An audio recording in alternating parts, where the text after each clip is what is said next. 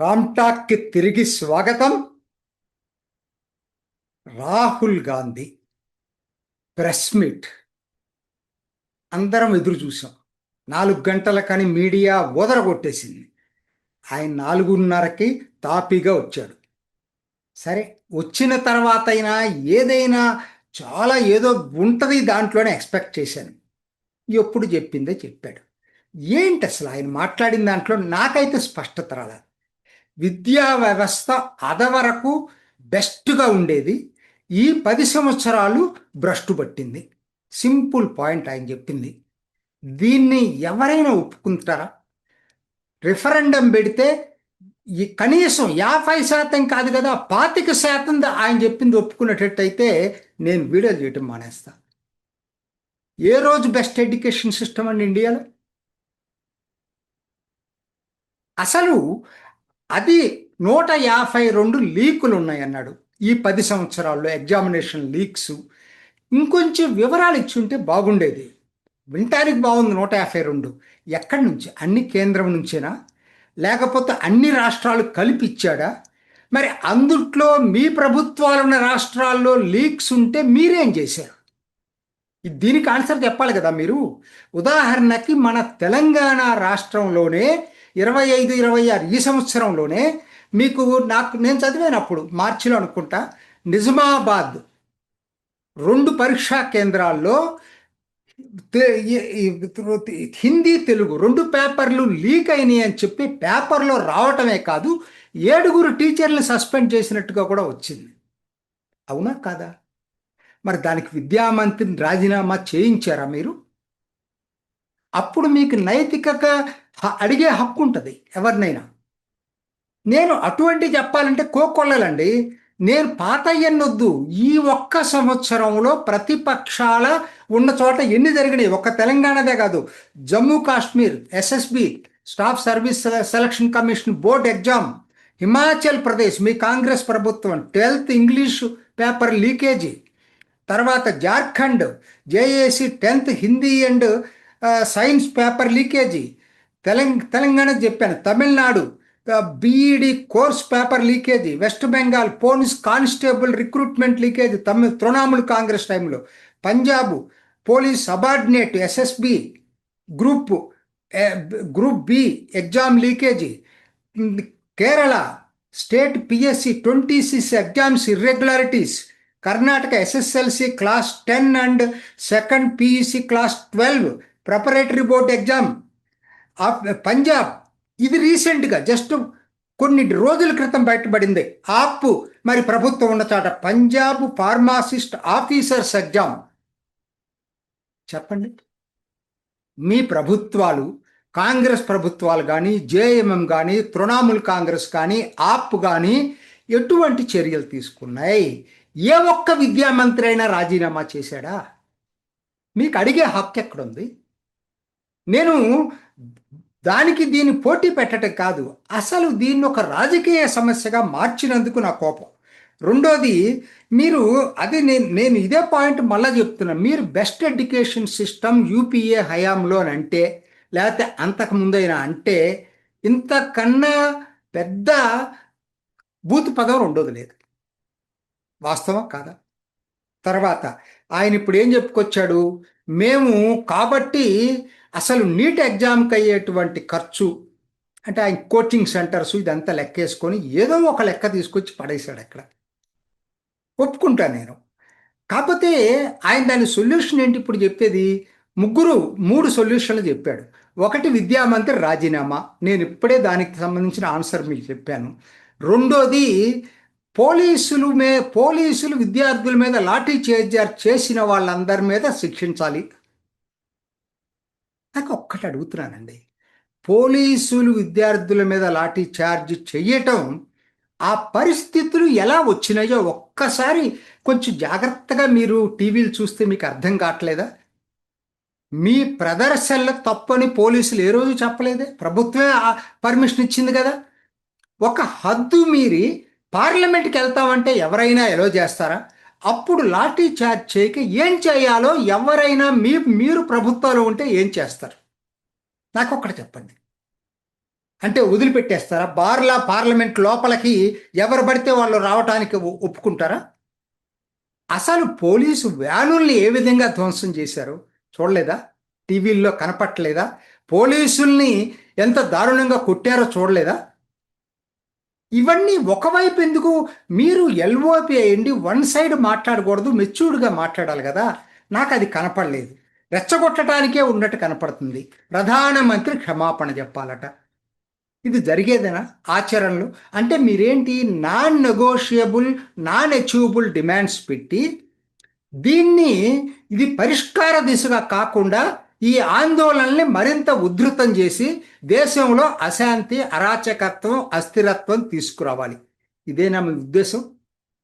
క్లియర్గా చెప్పండి నాకు. నేను అది విన్న తర్వాత నాకే అర్థం కాల. ఎవరండి మీకు మద్దతు ఇచ్చేది? పంజాబ్లో నిన్న స్కామ్, అసలు పశ్చిమ బెంగాల్ మమతా బెనర్జీ కూడా వచ్చి మాట్లాడుతుందట. టీచర్ల స్కామ్, ఎంత దారుణం స్కామ్ జరిగినాయో మనకు తెలియదా? జార్ఖండ్లో జరిగింది. ఎక్కడ జరగలేదు చెప్పండి. మీరు ఇవాళ ఈ 3 డిమాండ్స్ పెట్టి ఏం సాధించాలని అనుకుంటున్నారు? నేను ఒక్కటి చెప్తానండి, జాగ్రత్తగా వినండి, ప్రేక్షకులకి ముఖ్యం. మిగతా ఈ రాహుల్ గాంధీ ఏమైనా మాట్లాడండి. 152 ఎగ్జామినేషన్స్ అన్నాడు కదా, తక్షణం ఇంత తీవ్రంగా ఎందుకు చేయాల్సి వస్తుంది? నీట్ ఎగ్జాము పేపర్ లీక్ అయింది. ఆయన చెప్పిన పాయింట్సే నేను వస్తాను. 13 అరెస్ట్ చేశారా లేదా? శిక్ష పట్టడానికి కొంత టైం పట్టచ్చు. అరెస్టు జరిగినాయా లేదా? మొత్తం ఆ చైన్ అంతా పట్టుకున్నారా లేదా? క్లియర్గా వాళ్ళు ఇంటెన్షన్ ప్రూవ్ అయింది. అసలు దానికన్నా ముందు అసలు మీ హయాంలో శిక్షించడానికి సరైన చట్టాలే లేవు. వీళ్ళే కదా ధర్మేంద్ర ప్రధాన్ హయాంలోనే దాన్ని కఠినమైన చట్టాలు తీసుకొచ్చారు ఎగ్జామినేషన్ పేపర్ లీక్స్కి. అంతకుముందు ఎట్లా దాన్ని వ్యతిరేకించాడు సమాజ్వాదీ పార్టీ ములాయం సింగ్ పార్లమెంట్లో. రికార్డులు ఉన్నాయి, చూసుకోండి. అదే టైంలో అయిపోయిన వెంటనే వాళ్ళ భవిష్యత్తు ఇది కాకుండా తప్పులు జరిగిన మాట నిజం. లీకులు అనేది నేను ఇంతకుముందే వీడియోలు చేశాను. ఈ దేశంలో ఇప్పట్లో ఎంత మీరు జాగ్రత్తలు తీసుకుని ఎక్కడో చోట జరుగుతున్నాయి. కాకపోతే ప్రభుత్వం యొక్క ఇంటెన్షన్స్ ఎలా ఉన్నాయి? జరిగిన వాళ్ళని ప్రొటెక్ట్ చేసే పద్ధతులు ఉన్నాయా? జరగకుండా చేయడానికి ఏమన్నా చర్యలు తీసుకుంటున్నారా? అంతకుమించి మనం చేయటానికి లేదు. వెంటనే నీట్ మళ్ళీ దాన్ని క్యాన్సిల్ చేసి తెలియంగానే తిరిగి మళ్ళీ రీఎగ్జామినేషన్ పెట్టి మీ ఆందోళనకు ముందే రిజల్ట్ కూడా డిక్లేర్ చేశారు. అది మనకు తెలుసు వాళ్ళ ఇంటెన్షను. నేను చెప్పాను ఇందాక, కఠిన చట్టాలు తీసుకొచ్చారు. అదవరకులా కాదు, ఇప్పుడు మీ టైంలో తీసుకురాని చట్టాలను వీళ్ళు తీసుకొచ్చారు. ముందు 2027 నుంచి నెక్స్ట్ దానికి ఇప్పటి నుంచే డిజిటల్ చేస్తామని చెప్పి ప్రకటన కూడా ఇచ్చారు. ఈసారి ఈ విధంగా ఉండదు, ఎగ్జాము డిజిటల్ చేస్తామని చెప్పి పెట్టారు. ఎంతలో కొంత మెల్ల దానికి ఇంకేదన్నా పరిష్కార మార్గాలు ఉంటే మీరు ప్రభుత్వానికి ఇవ్వచ్చు కదా, పార్లమెంట్లో ఇవ్వచ్చు కదా. అది లేదు. మీరు రాళ్ళు వేయటానికే మీరున్నారా? అది బాధ్యత రాహిత్యం అవుతుంది. తర్వాత ప్రెస్లో అసలు అడిగిన వాటికి సమాధానాలు లేవండి. మీరు ప్రధానమంత్రి హై సెక్యూరిటీ జోన్కి ఎందుకు వెళ్ళారు? నా ఇష్టం, I don't care what they think. ఇదేం ఆన్సర్లండి? ఇదేం ఆన్సరు? ఇంకొక ఆయన అడిగాడు, జితేంద్ర సింగ్ చెప్తున్నాడు, మీరు మొదట్లో ఏం చెప్పారంటే మేము వెళ్ళిపోతాం ఇక్కడి నుంచి, మీరు కనుక పార్లమెంట్లో ఈ సమస్యను చర్చించడానికి ఒప్పుకుంటే అని. వెంటనే ఆయన మాట్లాడి పై వాళ్ళతో మాట్లాడి ఒప్పించి మీకు కమ్యూనికేట్ చేశాడు. అది అక్కడ ఉన్న వాళ్ళకి అర్థమైపోతుంది. దాన్ని ఇప్పుడు నువ్వు దాన్ని అడిగాడు క్వశ్చన్ జర్నలిస్టు, ఏం చెప్పావు నువ్వు? దానికి సరైన ఆన్సర్ చెప్పాల, ఎవేజివ్గా చెప్పావు. ఆయన నేరేటివ్ అయింది, నా నేరేటివ్ నాది. స్పష్టంగా అది కాదు నా డిమాండ్, ఈ 3 డిమాండ్లు మొదటి నుంచి నావి అనే మాట నువ్వు చెప్పలేదు. అది ఒకటి. రెండోది, మీకు ఇంకొక ప్రశ్న అడిగారు, అడుగుతుంది మరి అక్కడేమో జంతర్ మంత్ర దగ్గర విద్యార్థులు చేస్తుంటే మీరు సపరేట్గా ప్రైమ్ మినిస్టర్ రెసిడెన్స్ దాకా వచ్చి ఎలా చేయగలిగారు అనేది. దానికి ఆన్సర్ లేదు. అన్ని ఎవేజివ్ రిప్లైస్. మీ అధ్యక్షుడు రాజ్యసభలో ఏమంటాడు? మీరు ధర్మేంద్ర ప్రధాన్ రాజీనామా చేసిన దాకా చర్చే చేయను అంటే ఈ పార్లమెంట్ సెషన్ అంతా వాషౌట్ అంటే మీ ఆలోచన.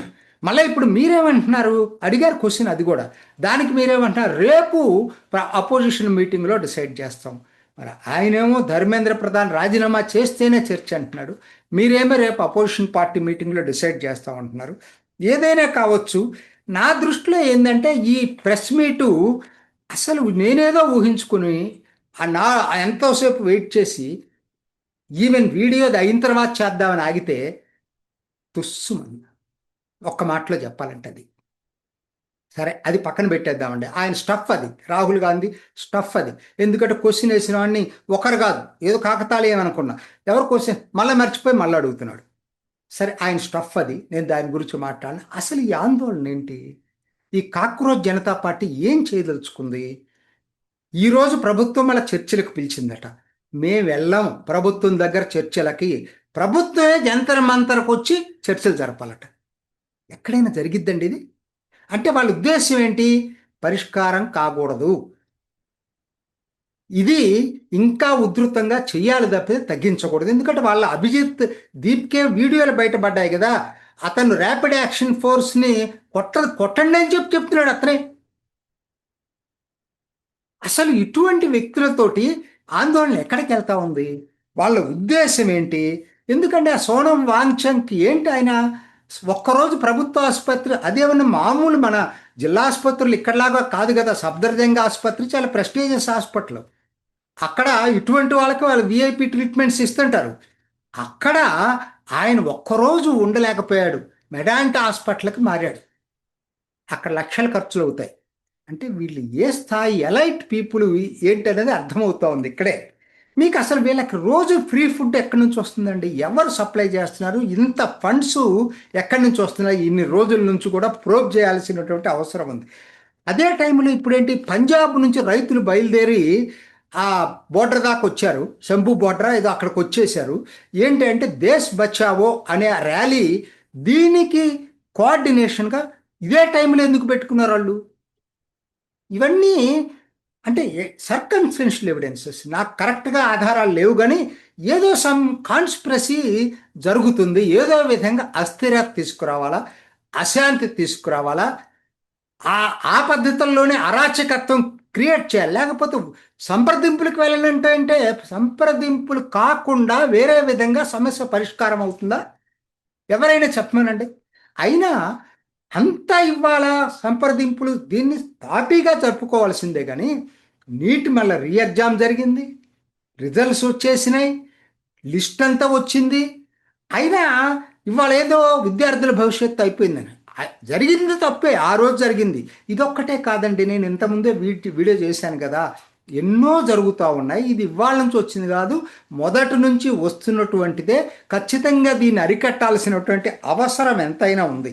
నేను చివరగా చెప్పేది ఒకటే, మీరు పార్లమెంటుని నమ్ముకోండి, చర్చల్ని నమ్ముకోండి, అంతేగాని నేను ప్రభుత్వంతో చర్చలకు వెళ్ళాం, పార్లమెంట్లో చర్చించాం, గొడవలు చేస్తాం. చూడండి అసలు అంటే దీని ఉద్దేశం ఏంటి? అశాంతి, అస్థిరత, అరాచకత్వ దిశగా భారతదేశాన్ని తీసుకెళ్లాలన్నటువంటి కుట్రలో భాగమా రాహుల్ గాంధీ గారు? జవాబు ఇవ్వాల్సిన అవసరం మీకు ఎంతైనా ఉంది. ఇది ఈనాటి రామ్టా. ఇంకొక ఎపిసోడ్లో మళ్ళీ కలుసుకుందాం. నమస్తే. చూసారు కదండి, మరి ఈ వీడియో కనుక మీకు నచ్చినట్లయితే ఒక లైక్ కొట్టేసి మీ అభిప్రాయాన్ని కూడా కామెంట్ బాక్స్లో తెలియజేస్తూ ఇలాంటి ఇంట్రెస్టింగ్ అప్డేట్స్ కోసం మా ఛానల్ని సబ్స్క్రైబ్ చేసుకోండి.